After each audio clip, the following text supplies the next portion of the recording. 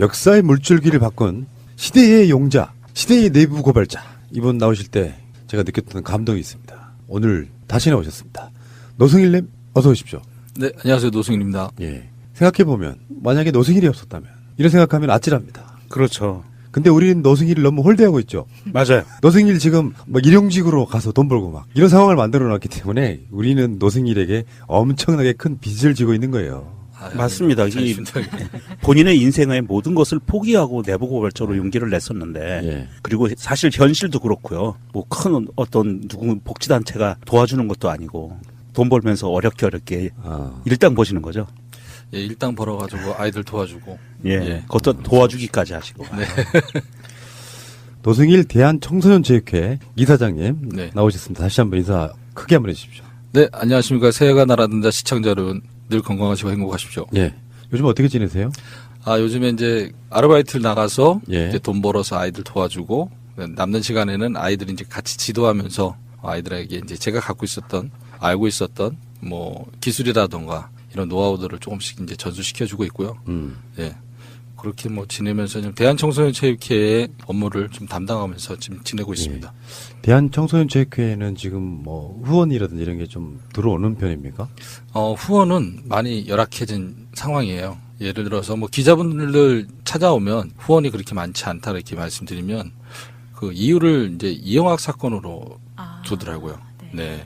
이영학 사건에 따라서 후원? 예, 전반적으로 사단법인이나 재단들의 후원금이 많이 끊긴 상황이다. 그러니까 이사장님만 힘든 게 아니니까 파이팅 하라고. 그렇군요. 예, 최고의 위안을 저한테 주고 갔습니다. 근데 전 동계올림픽에 뭐 이제 비인기 종목이나 뭐네 이렇게 보면 열악한 상황들이 굉장히 많잖아요. 네, 맞습니다. 그때 노승길 이사장이 또 문득 떠오르는 그런 작업들을 오랜 시간 동안 꾸준히 하면 네. 될 일을 뭐 이렇게 생각이 들더라고요. 아무래도 그러나 그 기자분들께서 저한테 그런 질문을 하세요. 뭐 만약에 K스포츠에 계속 다녔다면 지금 평창올림픽에 가서 K스포츠가 어떠한 역할을 하지 않았겠냐. 그렇겠네. 예, 그런데 제가 단호하게 말씀드리는 게 뭐냐면 그 전에 폭로가 됐기 때문에 평창올림픽에는 K스포츠 재단이 할 수 있는 일은 없을 것이다. 라고 얘기를 했죠. 그럼 폭로가 안 됐으면 뭔가 그쪽에서 그렇게 움직였겠네요. 그렇죠. 폭로가 안 됐으면 움직일 가능성이 컸죠. 근데 저 같은 경우에는 대선 전에 이제 폭로를 하자고 이제 결정을 했기 때문에 그 시기가 이제 평창올림픽 전이었기 때문에 예.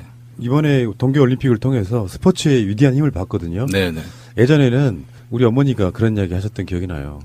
엄마 저 야구 보고 있으면 밥이 나오냐 떡이 나오냐 했는데 이게 이제 산업인 시대가 됐고 네네. 그 스포츠를 통해 가지고 심지어는 북해까지 연관되어지는 여러 가지 것들을 보면서 아, 스포츠는 정말 위대한 거로구나. 올림픽이라는 것 자체가 사실은 평화를 위한 목적으로 만들어진 거잖아요. 맞습니다. 이게 뭐 세계대전 이후에 네. 세계가 모여서 전쟁이 아닌 스포츠로 뭔가 이렇게 평화를 만들어보자 하는 취지로 만들어진 거라서 네.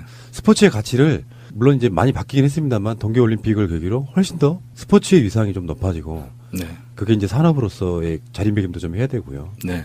거기에 이제 노승일 이사장님의 그 역할이 굉장히 중요한 것 같습니다. 제 역할보다는 이번에 이제 평창 동계올림픽이 무사히 잘 성공적으로 흑자로서 끝났잖아요. 문재인 대통령이 취임하고 난 다음에 짧은 기간 안에 이거를 이제 그렇죠. 성공적으로 이끌었다는 건 문재인 대통령께서 평소에 갖고 있었던 생각이 그대로 방영된 게 아닌가 그런 생각이 들고요. 과거에 문재인 대통령이 처음에 그 대권에 나왔을 때 준비된 대통령 이 슬로건이었거든요. 그게 이번에 좀 주요하지 않았을까라는 생각을 하고 제가 방송을 보면서 가장 안타까웠던 게 뭐였었냐면은 체육 지도자가 나와서 더 이상 스포츠를 정치적으로 이용하지 말아라. 그런 얘기를 했어요. 근데 정말 답답한 얘기를 하더라고요. 체육만큼 남북 간의 관계나 그다음에 세계 평화를 이끌어낼 수 있는 방법은 없거든요. 남북이 단일팀이 만들어지고 또한 그 단일팀을 응원하기 위해서 또 응원도 같이 하는 이런 모습은 제가 생각할 때는 사드보다 더 훌륭하다. 그럼요. 당연히. 네네. 피 안 흘리고 전쟁을 막을 수 있다면 그보다 네. 더 훌륭한 게 있어요. 맞습니다. 예. 그래서 노승일 이사장님이 이제 사실은 스포츠의 모든 그 결과 네. 이거는 어렸을 때부터 미래를 바라보면서 네. 투자를 하고 육성을 하고 해야 되는 거잖아요. 어느 날 네네. 갑자기 이런 경우도 있었잖아요. 우리나라에 갑자기 기아 선수가 많아진 이유가 그런 거 아니에요. 네. 미래를 위한 준비를 안 하다 보니까 네. 주체국으로서의 위상 이런 것 때문에 기아 선수들 데려오고 막 이런 방식도 있는 것처럼 그렇죠. 우리가 키워낼 수 있는데 지금 대한청소년체육회에서 후원 뭐 이런 거 하는 청소년들이 지금 현재는 몇 명 정도 됩니까? 지금은 배드민턴 한 종목만 하고 있고요. 재정이 그만큼 안 따라주기 그렇겠죠. 때문에 배드민턴 한 종목만 하고 있고 지원받는 친구들은 지금 한 10명 정도 지원받고 있고 저희 쪽에는 소외계층 아이들도 있지만은 다문화 아이들도 있습니다. 그래서 다문화 아이들도 대한민국 국적을 갖고 있기 때문에 그들도 언젠가는 국가대표가 될 수 있고 태극마크를 달고 올림픽에서 뛸 수 있는 자격이 충분하기 때문에 그들도 같이 육성하고 있습니다. 정말 훌륭하세요. 최고. 감사합니다. 이번 평창올림픽에서도 지금 막 유망주인 선수들이 네. 불과 몇 년 전에 아기 때 모습이 이렇게 보는 거 보면은 맞아요. 그 친구들 크는 게 정말 금방이더라고요. 맞습니다. 그렇죠. 네. 자, 여러분들이 노승일 이사장의 대한청소년체육회 사이트 가셔가지고 후원 준비하시는 사이에 자, 일단 나오신 김에 네. 좀 중요한 것 좀 여쭤보고 갈게요. 국정농단과 관련해서 재판이 진행 중이고 일부는 결과가 나왔고 네. 그중에 첫 번째는 이재용 재판 2심 결과가 나와서 범국민적인 지금 공분을 사고 있고요. 네, 맞습니다. 다음에 최순실 씨의 1심 선고도 이루어졌는데 네. 그 이후에 박근혜의 1심 구형도 이루어졌단 말이에요. 네. 그래서 지금 하나씩 짚어볼까요? 다 관련이 있으신 거잖아요, 사실은. 네.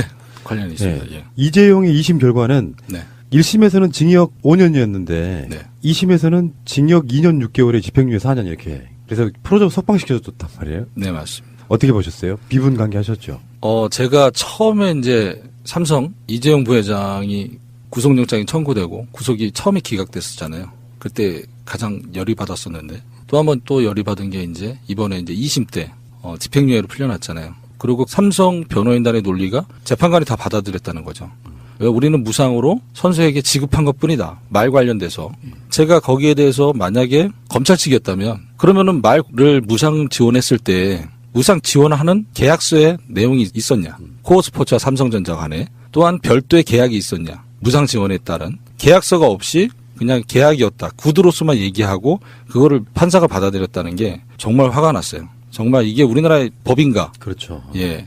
이게 우리나라는 민주주의고 국민의 것인데 어떻게 보면 이게 우리나라가 자본가의 것들이고 또 그들의 나라지 않을까라는 생각을 한 거예요. 한편으로 생각하면 대통령의 임기는 5년이고 대기업의 임기는 없잖아요. 그러니까 이들은 자기네들이 왕이라고 생각하고 사는 것 같아요.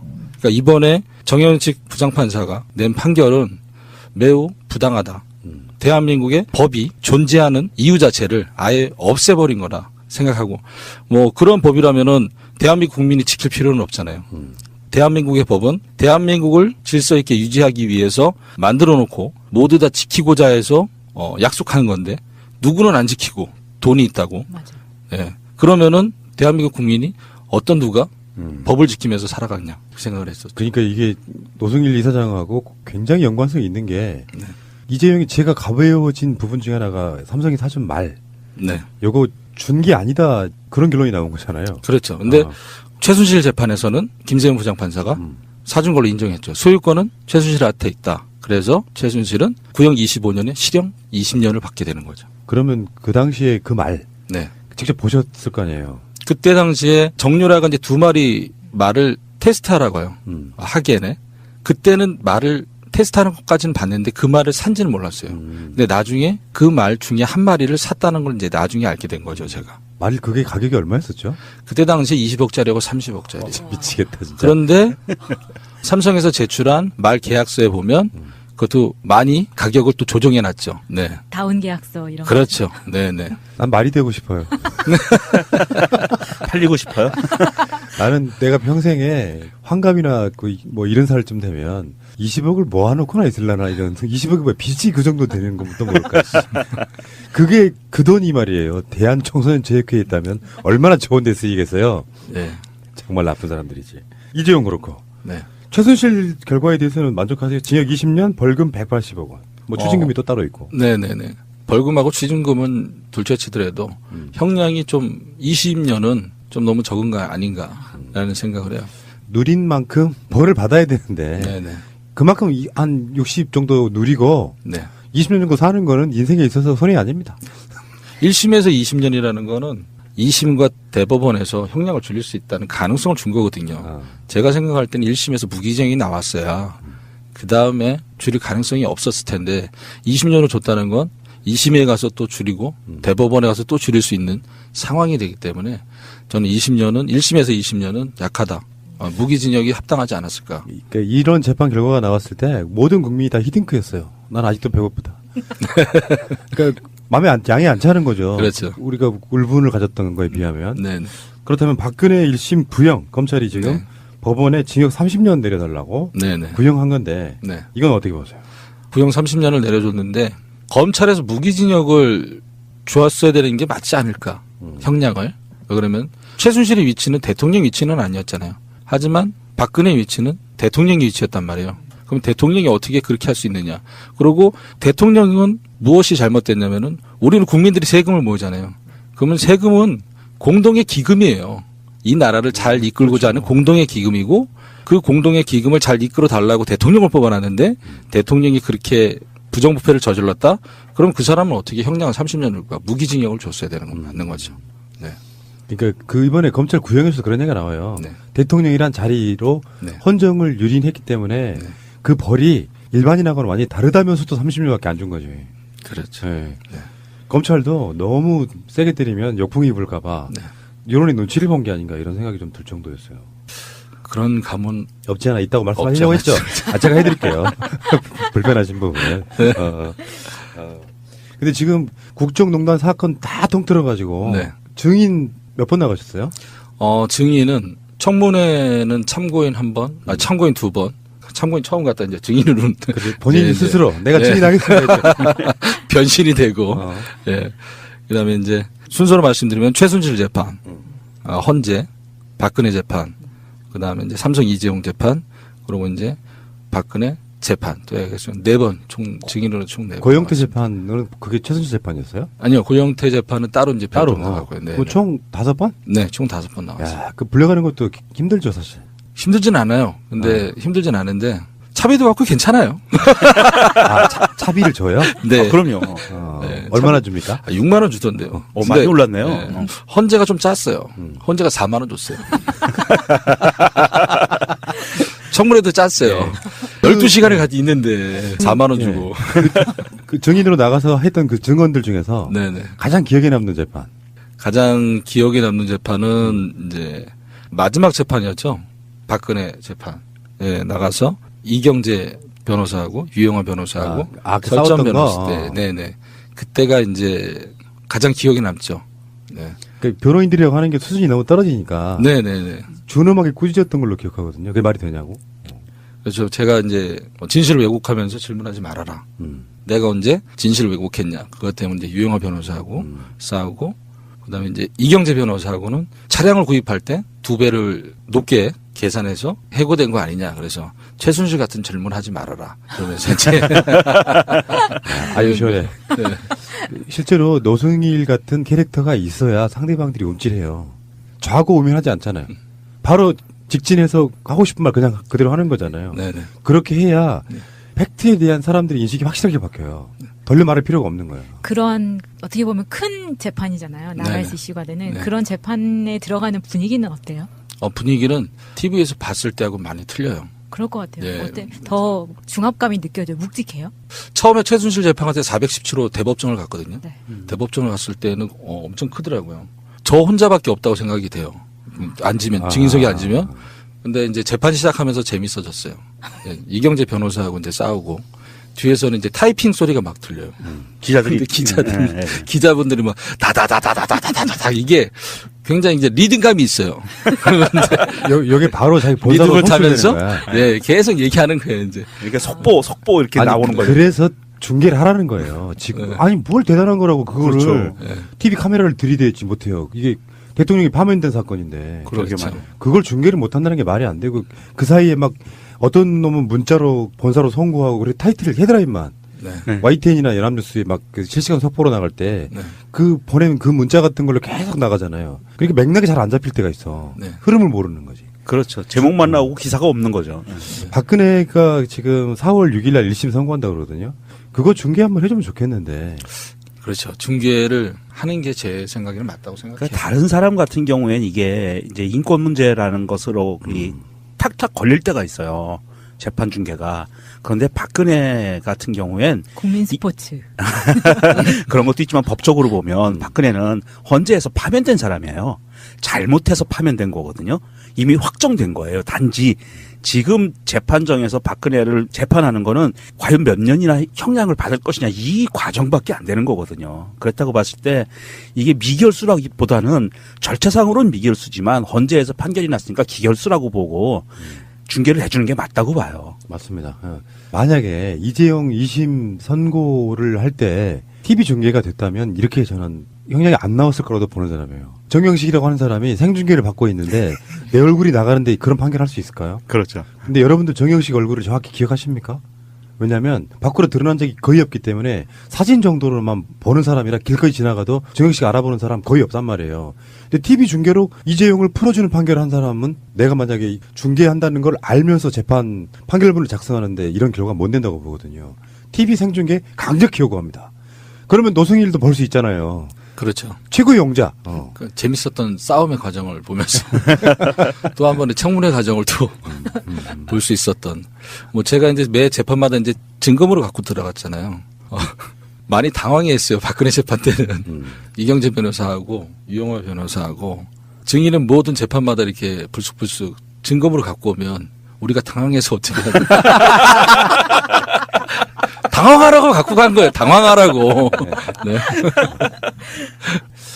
뭐 웃고는 이야기하지만 정말 엄청났던 사건이고 네.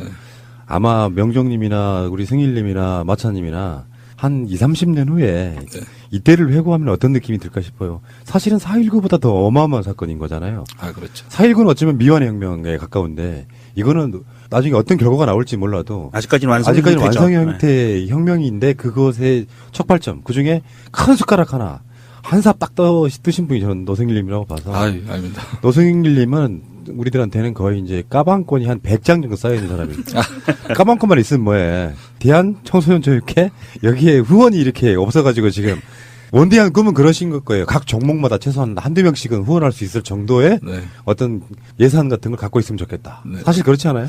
맞습니다. 네. 뭐 어저께 뭐 제 기사가 나와서 댓글을 보니까 노승일 까방권 다 떨어졌다. 왜? 다 잃었다. 뭐 이러더라고요. 잘못한 게 없는데. 그러니까는 어저께 기사가 이제 제 책에 대해서 나오면서 독일에서 이제 고민했었던 내용이 이제 제가 책에 담았거든요.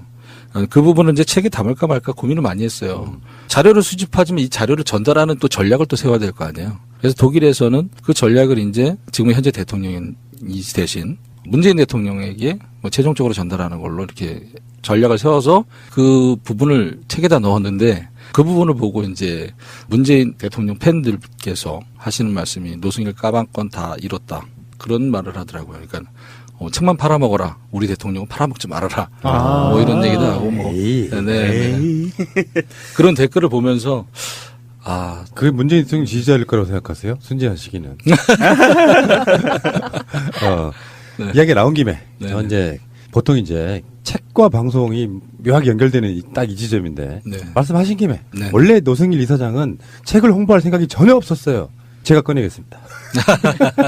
자, 이번에 책은 원래는 제가 책을 안 쓰려고 그랬었어요. 그런데 제가 국민 여러분들께 정식적으로 제가 사과를 못했거든요. 제가 그래서 대한민국 국민 여러분들께 사죄를 드리는 마음에서 한때는 국정농단의 부역자 최순실하고 같이 일했던 노승일의 한 사람으로서 국민들에게 사죄를 드리면서 제가 제 스스로 쓴 자술서예요. 네, 어떻게 보면 이게 자술서라고 봐야 되는데 그래서 국민 여러분들이 좀 봐주시고 제 사죄를 좀 받아주시고 그다음에 이제 용서를 좀 구하는 마음에서 이 책을 쓴 거지 다른 이유는 없습니다. 그 최근에 이제 이학수 삼성 전 부회장이 검찰에가 쓴 거를 자술서 아니고 자수서라고 했죠. 예. 네. 여기는 노승일 님도 자수서에 가까워요. 자발적으로. 묻기 전에. 내가. 뭐 이런 느낌이 가까워서. 네. 근데 책 제목이 노승일의 정조준? 네, 맞습니다. 정조준이었습니다. 제목부터가 섹시하네요. 정조준이란 책이 원래는 노승일의 배심이 처음이었어요. 배심? 네. 노승일의 반성문. 반성문으로 쓸까, 제목을. 아니면 노승일의 자술서로 갈까. 아니면 노승일의 배심으로 갈까. 이것도 저것도 다 안 된다. 좀 가깝게 다가가라. 그런 그 주위에 평가들이 있었어요. 그래서 뭐 어차피 뭐 꼴통인데 뭐 꼴통이 왔다로 할까? 이렇게 했어요. 그래서 그거 좋다 이랬는데 나중에는 이제 주위 사람들이 저한테 그건 좀 아닌 것 같다. 너 무슨 행동만 하면 저거 봐라 제 꼴통이다. 네가 혼자 네 프레임을 갖추는 거기 때문에 제목을 바꿔라. 맞습니다. 그래서 주위 분들이 노승일의 정조준이라고 이제 제목을 정해 주셨어요. 지금 말씀하시는 순간에 나름 그 네이밍의 전문가로서는 네. 그 과정이 제대로 거쳤구나라고 느껴요. 아까 말씀하신 하나하나의 제목들마다 네. 뭔가 허점이 너무 크게 보여. 네. 근데 정조준은 그래도 네. 뭐랄까 정확한 그 어떤 핵심을 흔들지 않는 범위 내에서는 네, 네. 그 중에는 가장 좋은 책인 것 같다는 생각이 들거든요. 네, 감사합니다. 정조준 누구 정조준이에요, 근데? 최순실을 정조준한 책이죠. 네. 최순실 씨는 지금도 뭐 법정에서 네. 박근혜처럼 아예 안 나오진 않지만 네, 네. 그래도 나는 억울해 그런 네. 입장인 거잖아요. 네. 근데 그걸 가장 옆에서 지켜본 사람 입장에서는 네. 거짓말하지 마 이런 뜻이죠. 사실 어떻게 보면. 그렇죠. 뭐 그런 얘기인데 귀담아 듣지를 않고 최순실이라는 사람은 누구 걸 강탈하는 사람은 아니에요. 강제로 뺐지는 않아요. 이재용의 변호사들은 어떻게 했어요? 강요당해서 강요에 의해서 줬다라고 해서 그게 또 재판부에서 받아들였잖아요. 최순실은 누구 거를 강탈하거나 강요를 하지 않아요. 교묘하게 뺐지. 대가를 주는 거죠. 네, 네. 거래 관계네요. 네, 네. 그러니까 자연스럽게 자기한테 그런 돈들이 거쳐가게끔 만드는 사람이지. 아하. 이거 해. 아니면 너 뭐 불이익 줄 거야? 이런 사람은 아니에요. 네, 그러니까는 이재용의 변호인들이 변론하는 우리는 강요에 의해서 줬다. 그거는 정말 아니에요. 최순실 스타일하고는 맞지 않아요. 예. 그러면 최순실이라는 사람이 의외로 영악한 사람이네요. 머리가. 그렇죠. 예. 네. 영악하고 그렇게 해서 도움을 청해서 들어오면 그거를 명분화시켜서 이제 포장을 시키는 거죠. 그러면 실익은 자기가 다 챙겨가고. 그거는 기본 아닙니까? 기본? 그러니까 강탈하는 거는 권력자들이 하는 짓거리고 네. 기본이 테이크요. 근데 내가 받아서 상대방한테 주는 이익도 크고 네. 왜? 권력이 중간에 껴있기 때문에 네. 박근혜라고 하는 네. 그런 캐릭터다. 네. 머리가 영리해 돈도 버는 것이고요. 그럼요. 노승일님처럼 앞뒤 안 재고 네. 그냥 바로 이렇게 쏴버리면 예. 돈 벌기 힘들다는 걸 보여주고 있지 않습니까? 예, 그럼 뭐 상당히 가난하게 살죠.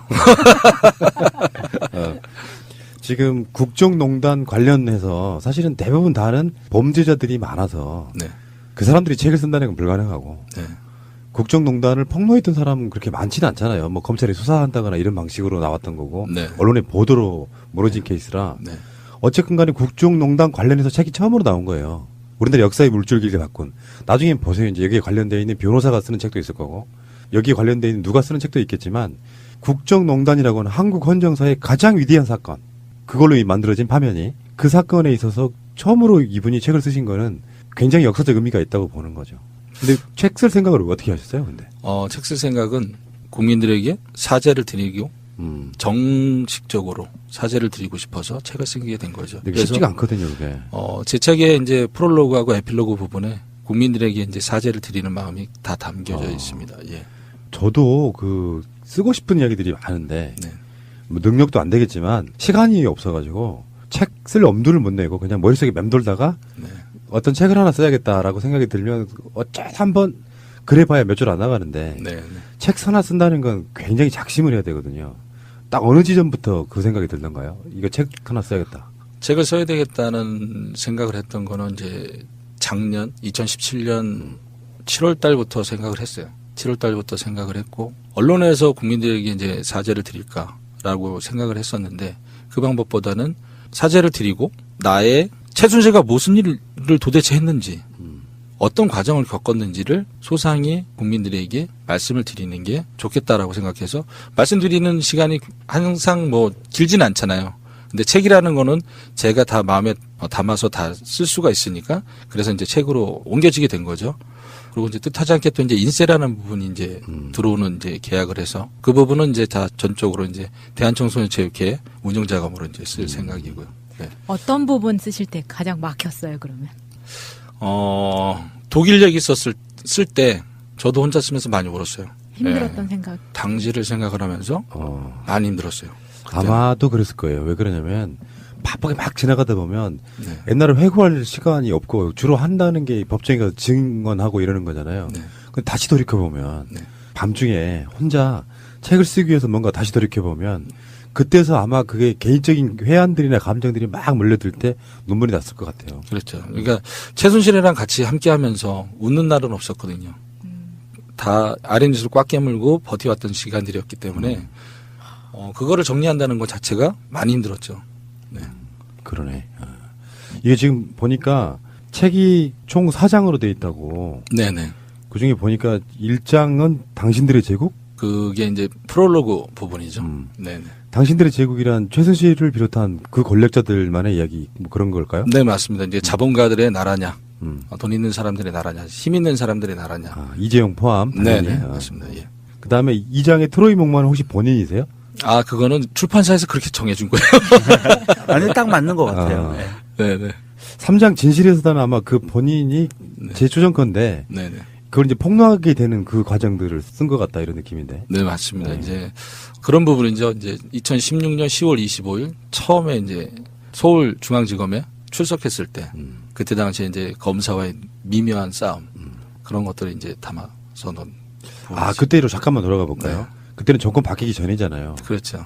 그때 그런 상황에 네.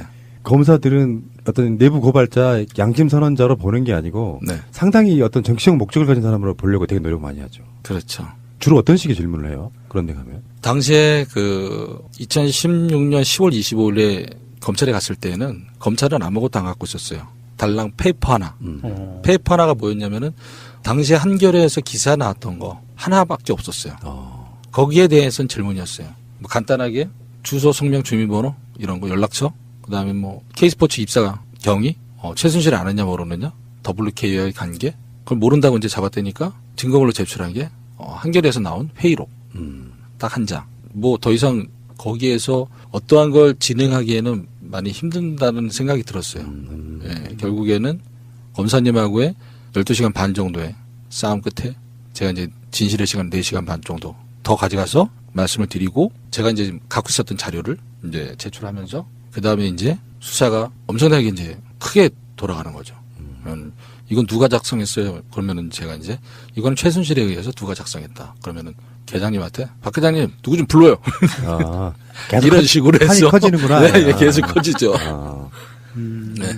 혹시 그 노승일님은 이제 보통 예전에는 그 보수단체라고 불리는 사람들이 이런 경우에 이제 고소고발하고 막 그러거든요. 그렇게 고소고발 당한 적은 없어요? 아직은 고소고발 당한 적은 없고요. 이재용이 2심에서 집행유예로 빠져나오고 그거를 이제 제가 이제 언론하고 인터뷰를 하면서 좀 세게 얘기했더니 그게 이제 기사가 나갔죠. 그 다음에 이제 보수단체에서 전화가 와서 뭐 심한 욕으로 욕도 하는 사람도 있고. 뭐 이런. 네네. 같이 해요. 네, 네. 그래서 제가 전화상으로 욕하지 말고 내 사무실은 어디니까 알아. 이쪽에서 면전에서 얘기하라고. 네. 그럼 또 못 내가, 오죠. 네. 충분히 내가 들어주겠다. 노승일님이 나보다는 더 직구 스타일은 아니네요. 나는 그런 전화 오면요. 끊어 이 새끼야. 그래도 이분은 뭐랄까 이렇게 사회적 메커니즘에 굉장히 익숙해져 있는 어떻게 보면 뭐 무대뽀 뭐 이런 게 아니에요. 스타일이 보면 굉장히 합리적인 사람이에요. 어디 그렇게 욕이 안 나올 수가 있어요. 사람이 말이야. 아니 상대방이 녹음할 수 있으니까. 맞아, 맞아. 그냥 끊어 이 새끼 한마디면 되는데 그걸 그냥 끊어버리면 되는데. 알겠습니다. 그리고 사장이 외롭지 않은 싸움. 이것도 한번 예측해 볼까요? 국민들이 나를 지켜주고 있고 네. 그 국민들이 선과 악을 구분할 수 있는 시선을 가졌고 그래서 네네. 박근혜가 파면됐고 이런 것들에 대한 이야기죠. 아닌가요? 대충 그런 얘기입니다. 재밌을 것 같아요. 이게 이제 방송으로는 디테일한 무슨 숫자나 뭐 이런 이야기를 말 못할 것 같고 네. 책은 어떤 자료들을 통해 가지고 디테일한 기억들까지도 다시 재현해내는 과정이거든요. 맞습니다. 근데 한 남자가 낮에는 대한청소년체육회 관련해서 돈 벌러 막 일용직 다니고 그러면서 밤에 책을 쓰고 생각해보요. 나는 그 책이라고 하는 저술 과정을 생각해보면 그게 어떤 책이든 간에 책 쓰는 사람 마음 되게 아파 보여요. 정치인들 왜 누구누구 대필 작가 시켜가지고 회고록 쓰고 이런 거 말고 보통의 사람이 책 이렇게 밤새워 뭔가를 쓴다는 거 이건 굉장한 가치가 있다고 생각해요. 제가 이번에 책을 쓰면서 유문 과정을 거치지 못했어요. 원래는 주위에서 구술로 해라 라는 말도 있었고 구술로 하면 내가 모든 걸 잘 표현을 못하겠다. 그래서 내가 맞습니다. 쓰겠다. 예. 내가 이제 타이핑 치고 마지막에 이제 유문 과정을 거치면서 책으로 더 멋진 책으로 만들겠다고 했는데 유문 과정을 거치지 못했어요. 그래서 책에 어설픈 면이 많아요. 좀 뭐 오타도 좀 있고. 오타에다가 제가 그 상황은 너무나 잘 아는 사람이에요. 우리 방송 초창기부터 들은 사람들은 알아요. 네네. 제대로 된 과정을 안 거치면 오타도 있고 네. 표현 좀 세련되지 못한 것도 네, 있고 네, 네. 그러나 그게 노승일의 진실이라고 생각해서 저는 내셨을 거라고 봅니다. 예, 그게 노승일이지 않을까. 그래서 그냥 그렇게 해서 유문 과정 안 거치고 그냥 내보냈습니다. 역시 노승일다운 발상이시고요. 네. 막 세련되게 나오고 막 뭔가 다 거칠 과정을 필요도 없다고 생각해요. 네. 근데 사실은 책에다 다 못 쓴 얘기도 있다고. 네, 책에다 다 못 담은 얘기도 있어요. 왜 그러세요? 근데 더 센 걸 넣어야 더 잘 팔리겠죠. 그거는 나중에 이제 정말 이 책이 잘 돼서 영화가 되면 그때 한번 소재로 한번 제공을 하려고 한번 좀 아닌 것 남겨놨어요. 같아. 내 생각은 아닌 것 같고 이게 묘한 그 굉장히 고도의 마케팅인데 네. 책에다가는 80%만 쓰고 네. 나머지 20%는 북커선트에서 들으세요. 이런 거 아니야? 아닙니다, 아닙니다. 혹시 그건 그러면 아닙니다. 그 책에 미처 담지 못한 것은 아직 공론화가 돼서 재판에 들어갔다든지 네. 뭐 그러지 않은 단계에 있는 부분들인가요? 아닙니다. 그 부분이 아니고 이제 진실을 밝히면서 있었던 그 에피소드들 더 디테일하고 이런 부분들을 좀 담아내려고 했었는데 그런 부분들을 이제 좀 많이 뺐죠. 역사라는 건 스토리에 스토리가 더해지는 거거든요. 네. 책을 쓰는 것도 이제 이를테면 최순실의 진실 이것도 책의 내용이지만 네. 책을 쓰면서 또 스토리가 생기고 네. 책이 나오고 난 뒤에 또 스토리가 생기고 네. 그게 스토리에 스토리가 플러스 되면서 이야기거리는 계속 많아지는 거예요. 네. 원래는 좀 디테일하게 좀 쓰려고 했었는데, 이거는 지금 국민들에게 이제 사죄를 바라면서 제가 이제 스스로 쓴 자술서나 마찬가지잖아요.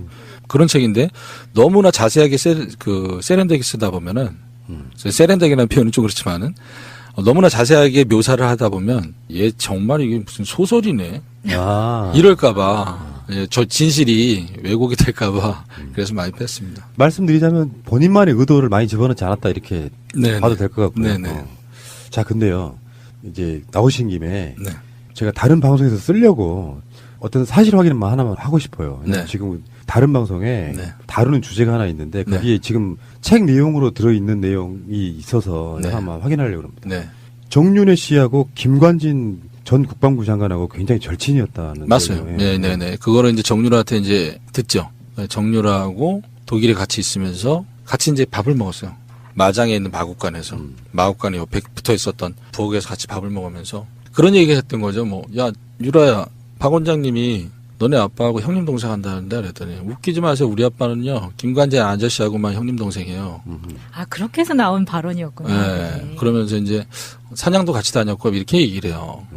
그래서 사냥도 같이 다닐 정도면 엄청 가까운 거고 얘는 김관진이면 내가 아는 김관진이면 국방부 장관인데 아저씨라고 표현하고 얘 뭐지 도대체?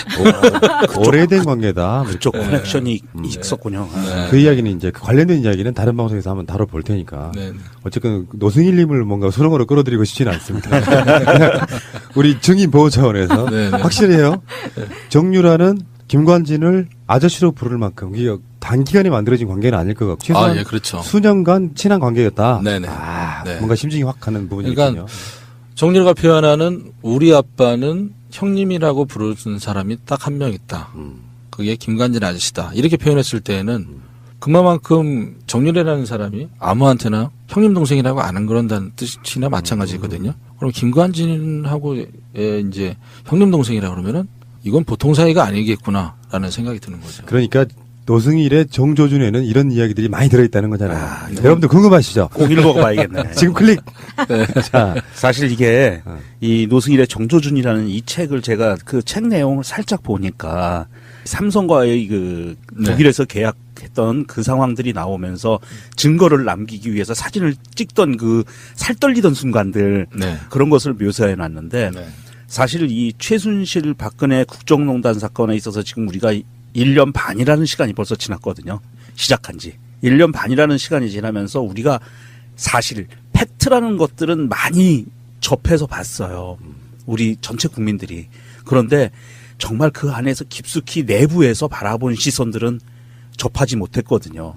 그러니까 이 책에서 가장 중요한 포인트가 되는 부분은 사실은 노승일이라는 사람이 그 안에서 바라본 그 안에서 벌어진 이 권력형 부정 비리가 어떻게 그 서로 관계를 맺어왔는지 어떤 비리가 있었는지를 내부에서 바라본 시선으로 제공해줬다는 거거든요. 이건 굉장히 중요한 사료의 역할도 할 수 있다고 봐요. 그것도 있고 그 인터뷰로 말로 하는 거하고 그리고 기사로 나간 일부하고 완전 느낌 다르죠. 네네. 이 책은 노승일의 입장에 쓴 거잖아요. 기사는 어차피 3자가 쓰는 거고. 그렇죠. 인터뷰로는 그 느낌을 전달할 수 없는 것들이 또 있어요. 네네. 어떤 여러 가지 제약상. 네. 그래서 저는 이 책을 빠른 시일 안에 한번 완독을 한번 해보려고 그래요. 그래야 네. 박근혜의 재판을 다루는 데 있어서도 꽤 도움이 될 거라고 생각하거든요. 네. 기자분 한 분이 저한테 전화 왔었는데 책 잘 받았다. 근데 재밌어서 2번 읽었다. 새로운 거에 포함도 돼 있고 너무나 좀 그때 상황이 얼마나 절실했었나 간절했나 이 상황을 좀 알 수 있었다. 그리고 노승일이 가장 두려워했었던 장면이 어떤 장면인지 알았다. 독일로 가려고 최순실을 만났을 때 최순실은 독일에 갈 준비가 돼 있냐고 그러고 노승일은 아직 준비가 안 돼 있다고 그러고 거기에서 묘사해 놓은 게 가슴이 와닿는다. 만약에 본인이 독일에 안 갔으면 지금의 이거에 대한 국정농단 사태에 대한 어떤 자료가 안 나왔을 텐데 그때 본인은 이게 정말 정경유착인지 아닌지를 확인해 보기 위해서 독일에 갔다는 거 거기가 좀 많이 가슴에 와닿는다 그렇게 얘기를 하더라고요. 네. 아, 뭔가 좀 찡해요. 괜히. 그렇지 않아요, 여러분? 예. 네. 100만 가즈아. 갔으면 좋겠습니다. 만약에 100만 정도 팔리면은 네. 우리나라의 체육계 미래가 밝아집니다. 일단. 그리고 그렇죠. 우리는 이런 거 있잖아요. 내가 직접 돈을 빌려주지 않았더라도 빚을 진 사람이 있어요. 노승일이 아닙니까? 아닙니다. 아니 나머지 출연자들은 이 사건의 출연자들은 다 부자이거나 떵떵거리는 사람들이야. 맞아요. 여기서 유일하게 쥐뿔도 없는 네. 정말 가진 게 하나도 없는 네. 그래서 쫓겨나기까지 해서 네. 그런 분은 노승일밖에 없는 것 같아서 우리가 이제 빚을 갚는 과정으로 네. 그냥 갚는 것도 아니고요. 책이라는 게 생기잖아요. 책장에 꽂아놓을 수도 있고 정 읽기 싫으면 라면 받침대로 쓸 수 있는데 베고 잘 수도 있고 네. 이게 이제 그 정청래 씨 판매 방법인데 트위터에다가 자기 책을 네. 한 3권 올려놓고 네. 베고 자기 딱 좋대. 자 여러분 노승일의 정조준 기억하시고요. 이건 이제 보통의 일반적인 작가분들 나와서 책 이야기하는 거하고는 다른 거잖아요. 맞습니다. 우리 방송에 이제 5년째 만 4년 동안 박근혜와 싸웠던 기간이 대부분이었고 그중에 국정농단이 3분의 1 이상 차지하잖아요. 시간적으로 보면. 그때 노승일의 정조준이 사실 우리에게 얻어지는 득템 많은 아이템이 하나 되는 게 아닌가 싶어서 많은 관심 바라시고요. 네. 보니까 추천사가 굉장히 화려해요. 정청래 의원, 박영선 의원, 안민석 의원 이런 분들이 아주 열성적으로 그냥 써준 게 아니고 이거 많이 팔렸으면 좋겠다라는 관점에서 굉장히 잘 써주셨더라고요. 네, 뭐 의원님들께서도 북콘서트 와서 많이 도와주고 싶은데 또 이제 좀 6.13 지방선거도 있다 보니까 너무 후보님들께서 책을 많이 발간하셨어요. 그리고 북콘서트가 지금 거짓 뭐 불꽃놀이 하다시피 하더라고요. 맞아요. 그 상황에 제가 들어간 거예요. 제가 이제 악재에 처해져 있는 상황인데 그걸 이번에 이제 2018년 3월 3일 대구 북성로에 있는 소금 창고에서 1회 북콘서트를 시작합니다. 그래서 다시 한번요. 네. 2018년 3월 3일 대구 북성로에 위치한 소금 창고에서 3시서부터 5시까지 네, 북콘서트를 진행을 합니다. 그래서 예, 방송 나가는 날이 3월 2일이니까 그 다음 날이 되겠네요. 네. 예. 그래서 이제 북콘서트는 그냥 제 책에 대한 얘기뿐만이 아니라 제가 이제 노래도 부를 생각이에요. 오. 네, 뭐냐면 이거 무리하시는데? 네. 뭐냐면은 제가 이제 독일에 가서 최순실한테 나가라는 핍박을 받고 안 나가면서 잠도 제대로 못 자고 추위에 떨고 밥도 제대로 못 먹고 그거를 이제 허기를 달리기 위해서 산책을 나가면서 산책길에서 이제 항상 노래를 불렀던 거. 김광석의 광야에서를 부를 거고요. 지키는 가슴. 네. 그다음에 이제 2015년 11월 30날 제가 이제 한국에 도착했는데 당시에 한국에는 영화가 유행이었어요. 그때 내부자. 네, 집사람하고 내부자를 보면서 봄비를 보면서 이제 항상 칼을 갈았던 거죠. 봄비를 부르면서. 봄비 속에 네. 떠난 사람. 그래서 집사람이 저한테 일 내겠다고 그래서 일 낼 거라고. 마음 단단히 먹으라고 제가 그랬죠. 그러고 나서 이제 국정농단 폭로하고 나서 대한총선을 이렇게 만들었는데 되게 외로웠어요. 지금도 외롭지만 많이 힘들고 외롭고 정말 버티기가 힘들어요. 대한청소년체육회를 만든 거에 대한 후회는 안 해요. 하지만 이거를 잘 해야 되겠다라는 생각은 해요. 더 이상의 이제 후원금이 안 들어오면 이 아이들한테 제가 너네들의 꿈을 내가 도와주겠다라고 했던 거는 헛바람밖에 안 되잖아요. 거기에 대한 책임감 때문에 많이 외로워요. 그래서 이제 대한청소년체육회 만들고 집에 돌아가는 길에 이제 버스에서 들었던 그대요. 걱정하지 말아요. 그게 마지막으로 이제 부를 노래. 그러시구나. 네네. 진짜 콘서트네요. 네. 북성 콘서트네. 국민은 그런 게 있을 거라고 보거든요. 우리가 가끔씩 방송하다 보면 익명의 어떤 사람들이 어디 후원하고 이래서 우리가 후원 이제 홍보 관련하고 방송하는데 하루 이틀 만에 꽉 찼다. 뭐 이런 걸 볼 때마다 느끼는 그 뿌듯함. 저분들이 익명의 저분들이 나라를 끌어가는구나 하는 어떤 그 서로 간의 연대감 이런 게 있었거든요. 노승일의 책 정조준 여러분 관심 더 많이 가져주시기 바라고요. 어쩌면 공익적 마인드로 모든 것을 읽고 다시 시작하는데 그때 그 재판에 써달라고 국민들이 모았던 성금의 네네. 감사와 자신감이 느껴졌던 게 바로 그 지점 아니겠습니까? 네, 맞습니다. 정치인들이 지방선거 앞두고 내는 책은 많이 나가야 전부가 안 나갑니다. 노승일님의 책은 그중에 그보다는 최소한 한 50배는 많이 나갈 거라고 생각합니다. 아, 경우가 다르니까 오히려 네. 기회일 수도 있어요. 네. 홍수 속에. 네. 이건 선거 나가려고 쓴 책이 아니니까. 아, 예. 자, 앞으로 책은 이제 당분간 나오면 책은 뭐 한두 달은 그 책 관련한 홍보를 많이 하실 것 같고 네네. 앞으로 더 큰 계획 있으시다면 더 큰 계획은 앞으로 2018년 안에 올해 한 해 뭐 제가 생각할 때는 뭐 스스로 제가 생각할 때 2018년은 저에게는 가장 잔인한 해가 되지 않을까라는 생각을 해요. 왜 대한청소년 체육회를 만들었고 작년에 만들었지만 작년에 후원금이 들어오는 거 보면 그렇게 크게 많이 들어올 거라는 생각을 안 하거든요. 외래 후원금 속도가 많이 떨어지고 금액도 많이 떨어졌어요. 올해가 이제 가장 힘들고 올해 이 한 해만 잘 버텨서 이끌어 나간다면 대한청소년체육회가 자생하고 알아서 스스로 잘 돌아갈 수 있을 것 같아요. 그래서 대한청소년체육회가 자생할 수 있는 발판을 만들어주기 위해서 제가 그래서 2018년은 거기에 매진할 생각입니다. 그렇군요. 알겠습니다. 자, 여러분 다시 말씀드려요. 빚을 졌으면 갚아야겠죠. 갚읍시다. 자, 오늘 좋은 말씀 감사드리고요. 앞으로 하시는 일도 잘 되시길 바라겠습니다. 다음에 또 뵙겠습니다. 고맙습니다. 네, 감사합니다.